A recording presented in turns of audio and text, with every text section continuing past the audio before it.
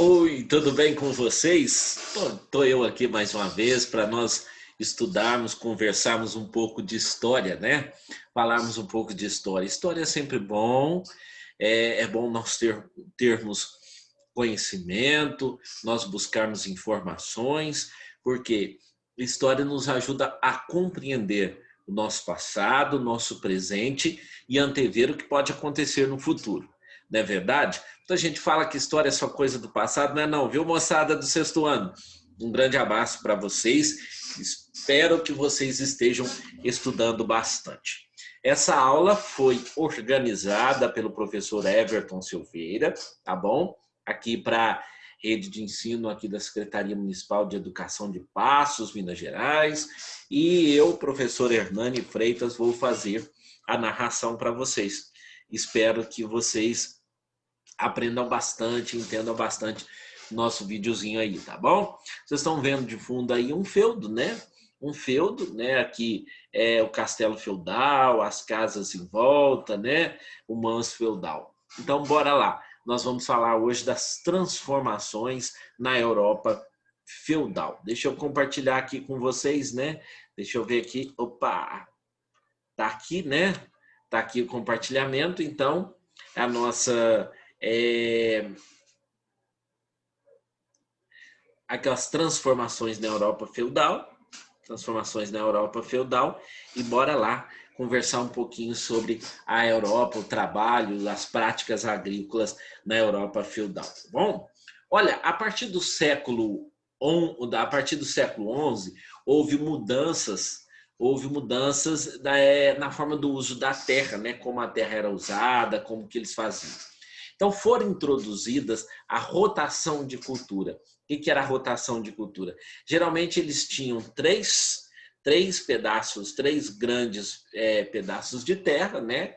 Porções de terra, uma sesmaria, e aí eles utilizavam uma, enquanto essa terra descansava, eles utilizavam a outra, para que não acabasse a fertilidade da terra, porque naquele período não existia fertilizantes, não existia adubo igual existe hoje, né? Então pode fazer várias culturas sempre que a terra vai ficar fertilizada. Então havia uma rotação, né, dessas culturas e eram divididas em três áreas, igual falei para vocês. Duas dessas áreas eram cultivadas, enquanto a outra área descansava, né? Então, novos instrumentos também vão ser utilizados, né? Por exemplo, a charrua, quer dizer, o que é a charrua? Um arado, né? Puxado por animais. A ferradura, né? Uma peça de ferro que era colocada embaixo das patas dos cavalos, né? Colocada até hoje, né? Para evitar que eles se machucassem. O moinho, por exemplo, um equipamento movido a água, que ainda existe nas fazendas mais antigas, nos lugares mais antigos, ou movido a vento para moer os cereais, né? Para moer os cereais. Então, as rotas marítimas e as feiras. Muitas feiras aconteciam ao lado desses burgos, né? Desses burgos. Que é esses burgos? Esses burgos é essa imagem que vocês estão vendo aí do senhor feudal, e às vezes as feiras aconteciam em volta dos castelos feudais, né? O mar Mediterrâneo, ele passa a ser a principal rota de comércio, né, de comércio marítimo para as mercadorias europeias.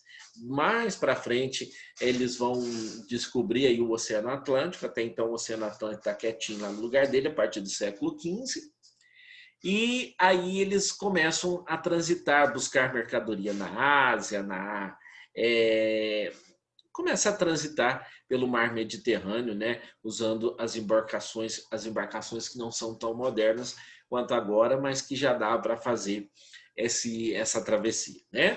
Os portos de destaque nessa época eram o porto de Barcelona, da Espanha, de Veneza, na época na Península Itálica, hoje no país da Itália, Gênova, e os principais comerciantes eram os genoveses da cidade de Gênova e os venezianos da cidade de Veneza, tá bom? Foi eles que começaram tudo. Depois, no século XV, depois mais para frente, que vem Portugal, vem abafando tudo, né? Mas até então os genoveses e os venezianos são os principais comerciantes, são os principais burgueses que vão buscar dinheiro e vão buscar mercadoria em outros lugares e vão trazer e vão, como que eu posso dizer? Vão trazer e vão vender essa mercadoria muito caro, né? Essas feiras eram organizadas próximas a essas rotas de comércio, próximas às cidades litorâneas, para que esses portos marítimos, para que esses comerciantes passassem, comprassem, não tivesse que adentrar muito para dentro, para o interior